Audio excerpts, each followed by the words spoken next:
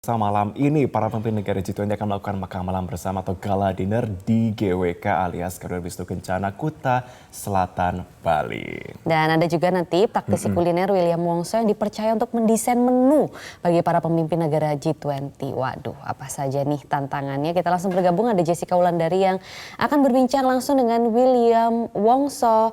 Halo Jessica, selamat pagi, silahkan. Ya baik, terima kasih Marvin dan Maria. KTT G20 atau Konferensi Tingkat Tinggi G20 diadakan di Nusa Dua Bali pada tanggal 15 dan juga 16 November 2022. Nah, pemirsa, pada KTT G20 ini memang dihadiri oleh 17 kepala negara dan juga berbagai ketua organisasi keuangan yang diundang pada KTT G20. Kemudian Marvin dan pemirsa, ini sebetulnya yang menarik, nanti malam ada salah satu rangkaian acara untuk KTT G20 yaitu welcoming dinner dari Presiden Joko Widodo bagi para anggota KTT G20 dan juga tamu undangannya. Nah, sebetulnya bagaimana sih untuk menu-menu yang akan disajikan dan bagaimana tantangan untuk menyajikan menu bagi para pimpinan anggota G20 nih? Saya akan mengajak Anda untuk berbincang langsung dengan yang mendesain nih untuk menu dari para anggota G20 yang sekaligus praktisi kuliner. Ada Bapak William Wongso. Jessica, gimana? Bagaimana kabarnya Pak? Sehat Pak? Berusaha sehat. Pak William, kita sudah tahu salah satu rangkaian agenda dari KTT G20 ini adalah welcoming dinner. Dan Bapak di lunch ada working lunch ya? Sebentar lagi, Okay. Dan welcoming dinner. Oke, ada working lunch dan juga ada welcoming dinner. Ya. Ini semuanya Bapak yang mendesain untuk menunya nih Pak? Ya kurang lebih udah lama. Persiapannya cukup lama. Berapa lama nih Pak? Ada 1 tahun Pak? Enggak, 6 bulan kali. Oke. Dengan Seknek dan Kemlu. Oke, dalam waktu 6 bulan ini Pak, mungkin bisa disampaikan bagaimana sih Pak proses dalam persiapannya dan apakah ada tantangan-tantangan tersendiri Pak? Begini, kalau menyiapkan menu-menu untuk event sekaliber ini, yang kelas berat semua yang datang, kita bukan bikin menu seperti mau pesta kawin atau ulang tahun gitu. Yang punya gawe yang nentukan. Ini pertimbangannya banyak. Satu, yang sudah pasti, nantinya apapun yang disajikan harus benar aman. Ya, food safety-nya tinggi. Terus satu lagi yang paling penting kita harus tahu momentum ini, acara ini apa tematiknya tuh. Ya, ini kan G20. Jadi karena ini G20, spiritnya G20, kita coba ngambil satu tagline nama Indonesia, namanya Aneka Ratna Mutu Manikam. Bahasa Inggrisnya diversity in one. Itu kan aneka pakai di Indonesia suku Bang. Kan bisa diaplikasikan secara internasional. Jadi bahasa Inggrisnya gitu, terus diversity in one. Nah, setelah itu juga kita harus tahu acara itu di mana. Ini kan bukan acara di restoran. Seperti di rumah makan tinggal desain menu disaji. Ini kan protokolnya ketat, pengawasannya, penjagaan checking makanan itu udah bertubi-tubi. Setiap kali ada food tasting, Pas Pampres sudah hadir untuk ngetes elemen bahan-bahan yang kita pakai itu apa juga. Terus selain itu juga untuk ada tema Indonesianya juga bahan yang kita pakai itu Indonesia yang bagian apa gitu. Nah, pilihan menunya juga kita menunjukkan diversity gitu. Ya nggak bisa seluruh Indonesia, ada pilihan-pilihan itu kita ya nanti moga-moga setelah ini bisa di-share menu card-nya gitu ya. Sekarang masih belum bisa disajikan menunya. Nah, pertimbangan itu. Setelah menu itu didesain, disetujui secara prinsip, kita melakukan pihak-pihak yang meng-cater, mengolah, misalnya Kempinski, MNN itu sudah menyiapkan menu dan kita ada tim untuk supervisinya dalam proses awalnya. Itu melalui testing beberapa kali. Nah, salah satu juga yang kita selalu tunggu-tunggu adalah apakah semuanya makan yang sama? Wah, itu dia menjadi tantangan tersendiri. Ini gimana Pak kalau menghadapi tantangan itu Nah, Pak? itu dan data itu sering-sering juga datangnya juga nggak dari awal. Jadi suka datang si presiden ini tidak makan ini, tidak makan itu. Bukan sebuah menu itu bukan kita selalu prepare pada awal.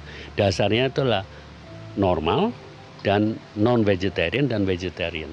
Nah, nanti vegetarian itu harus dibagi lagi sesuai dengan data-data yang masuk. Ada yang nggak bisa semua macam kacang-kacangan. Kalau nggak bisa makan kacang tanah, bisa makan kacang mede misalnya. Tapi ada yang nggak mau kacang-kacang sama sekali. Ada yang mungkin punya alergi tertentu. Nah itu kita data. Nah, itu nanti terus penempatan yang disesuaikan pelaksanaannya. Beliau-beliau ini duduk di mana, jangan salah kasih. Nah itu kan perlu latihan general dari service, dari segala macam. Ini task force-nya bukan satu orang gitu. Menu kalau sudah disetujui sama-sama, menu card sudah di print, terus pelaksanaannya nanti gitu. Oke Pak, yang menarik terkait dengan penyesuaian nih tadi Pak William. Ini menarik sekali karena tidak semuanya seperti tadi Bapak sampaikan, ternyata ada yang nggak bisa makan kacang-kacangan, seluruh kacang-kacangan nggak bisa.